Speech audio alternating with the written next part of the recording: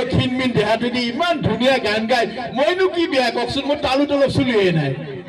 মই নিজে প্ৰেক্টিচ আৰম্ভ কৰিলো যে ময়ো গায়ক হম কিন্তু মোৰ নলবাৰীত সকলোৱে চিনি পায় বোলো নলবাৰীত মোৰ ডালি নগলে বিহুৰ বতৰ বিশ্বাস কৰক মই ৰঙিয়া পালো ৰঙিয়াত গৈ তাত এই কালচাৰেল ছেক্ৰেটাৰী কিবা ক'লো যে এনেকৈ মই গান গাওঁ বুলি আহিছো মোক এটা চান্স নিদিয়ে কিয় মোৰ অৱস্থা দেখা পাই তেওঁ কৈছিল ঠিক আছে দাদা আপুনি দুটা গান গাই দিয়ক মই পাগল হৈ গৈছো জীৱনত প্ৰথম গান গাওঁ ইমান ধুনীয়া ধুনীয়া আপোনালোকৰ দৰ্শক বহি আছে মই বিশ্বাস কৰক চকু মুজি 3টা গান গাই গলো চকু মেলি চাওঁ যে আগৰ পিনে মানুহ এটাও নাই মইতো মানে লজ্জাত কলজা ফাটি যাওঁ মই ইমান ধুনীয়া গান গাইছো মানুহ গুচি গেল চাওঁ যে ইফালে চাওঁ সিফালে চাওঁ মই যাত্ৰাই নাই এই অন্তৰে একজন মানুহ মোক তেল তেলকে চাই আছে মানে একজনটো আছে ঘৰত ক'ব পাৰি অন্তত প্ৰথম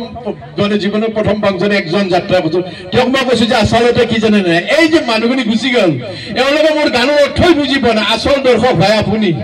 আপুনি যে ধৈৰ্য ধৰি ইমান ধুনীয়াকৈ মোৰ 3টা গান শুনিছে তেওঁ কৈছে এই দাদা আপনার গান মই মই মাইকটো নিবি রখি আছো বুঝছি আপনি দিনকে ধরি ফেলে নাগলা মোর গুমটি হলো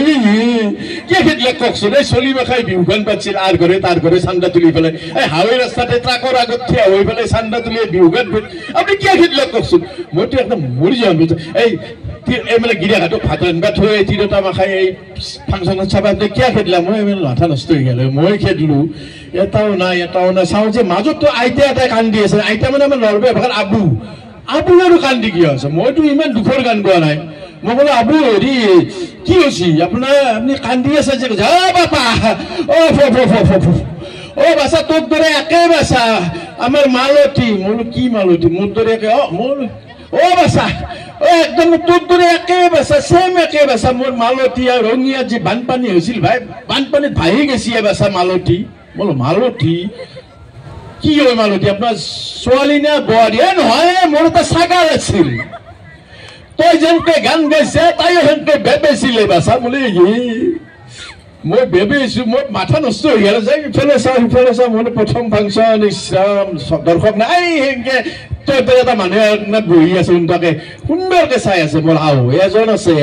মই তেওঁক ক'লো যে হেৰি ডাঙৰীয়া আপুনি ক'ৰ পৰা আহিছে তেওঁ কৈছে চাওক আপনি ইয়াত কি কৰিছে মই আপোনাৰ 3টা গান সুন্দৰভাৱে শুনিছো বোলো আইয়া আপুনি ক'ৰ পৰা আহিছে কৈছে চাওক মই যোৱাকালি তেজপুৰ মেণ্টেল হস্পিটেলৰ পৰা আহিছো মই ডক্টৰে এনে গান দূৰৰ পৰা শুনিব দিছে মই বোলে মেডিচিন নাখালে ভগৱান মই এই পাগলৰ আগত গান গা মই আহি বিশ্বাস কৰে মই ঘৰত আমাৰ শ্ৰীমতীক ক'লো শ্ৰীমতী পেটিয়াত উঠা দিছে লাজ নাপায় আপনি ৰঙিয়াত গান গাবাইছে মোৰ মান সম্মান আপনি গোটাই খেতালাম জানে আপনি মই কাৰ ঘৰত জানে আপনি রঙিয়াত গান গাবা গৈছি বল নহয় আপনি যদি গান গাবার ইমান ইচ্ছা এই রাতি যে মই চোতালত এনেকে বাচান ধুই থাকো এই ৰাতি আপনিতো মোৰ কাষত গাবা পাৰে মোৰ হাও দৰ্শক মোৰ ঘৰতে আছে মই ৰঙিয়া পাইছো যায় মই তেওঁক ক'লো আছে তুমি মোৰ গান সঁচা শুনবা তেওঁ কৈছে নহয় আচলতে মোৰ শিয়ালক মস্ত ভয় লাগে আপনি যদি এনেকে কাষত গান গাই থাকে শিয়াল কাষত মই তেতিয়া কাণত দিছো তুমি জুবিন ফালি থাকা অসম মই এতিয়া বাথৰুমত গান গাওঁ যে নহওক আচলতে গান গালে নহ'ব সাধনাৰে যদি ভাল লাগিছে হাততালি ভাল পাম এটা কথাই কৈছো বিনা পইচা দেবাৰে বস্তু এটা হাঁহি আৰু মই এটা মোৰ অনুষ্ঠানৰে মই মানে আজিৰ অনুষ্ঠান শেষ কৰিম কাৰণ মই চন্দন তালুকদাৰে মোক ক'লে দাদা এটা আপুনি কিবা এটা কৰি দিয়ক মানুহখিনি বৰ কষ্ট হৈছে ইমান ঠেলা হেঁচাৰ মাজত হাঁহিব পৰা নাই মই সেইকাৰণে আহিলোঁ মই হৰিমন্দিৰৰে এজন বিষয়া ইয়াত আমি এই আপোনালোকৰ সহযোগত এই ৰাস উৎসৱ পালন কৰি আছো যিয়ে নহওক এতিয়া আজি বেছি দিন নহয় আচলতে মোৰ এই মোৰ অনুষ্ঠানটো ইতিমধ্যে প্ৰায় 2 লাখৰ ওপৰত দৰ্শকে চাইছে আৰু ভাইৰেল হৈছে এটা বাৰ্তা আছে মই আপোনালোকৰ ৰাস যাত্ৰী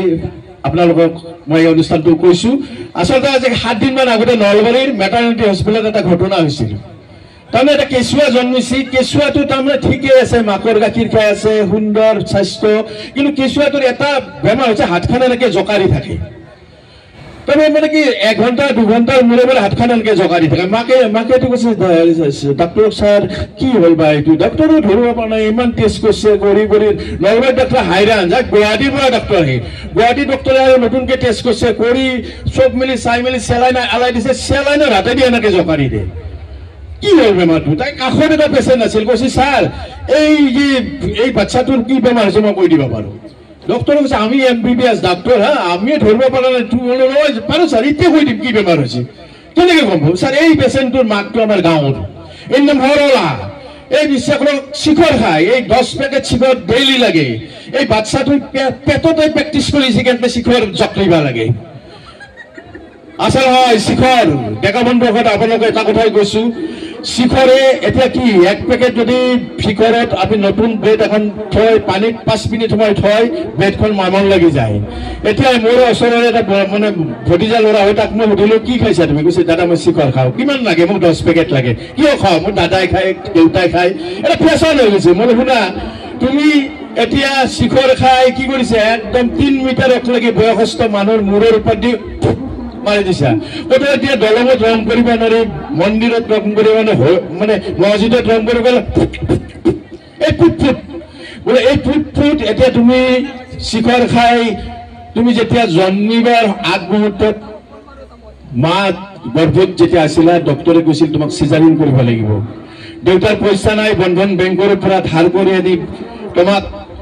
70,000 টকা দি পেলাই তোমাক ধুনীয়া পৃথিৱীখনলৈ আনিছে আৰু তুমি কি কৈছা ভগৱানে তোমাক 90 বছৰ দিছে তুমি 40ত যাব খুজিছা হয়নে আসলে শিখৰৰ কাৰণে কি হৈছে এতিয়া অসমত কেন্সাৰৰ সংখ্যা বাঢ়িছে ডেকা বন্ধুক এটা কথা কৈছো এই শিখৰৰ পৰা বিৰত থাকক কাৰণ 5